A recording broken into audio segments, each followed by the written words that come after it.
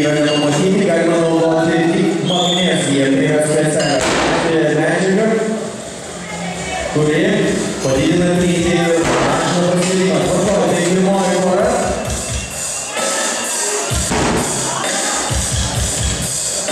Vladimiras Garavskis, 15 metų.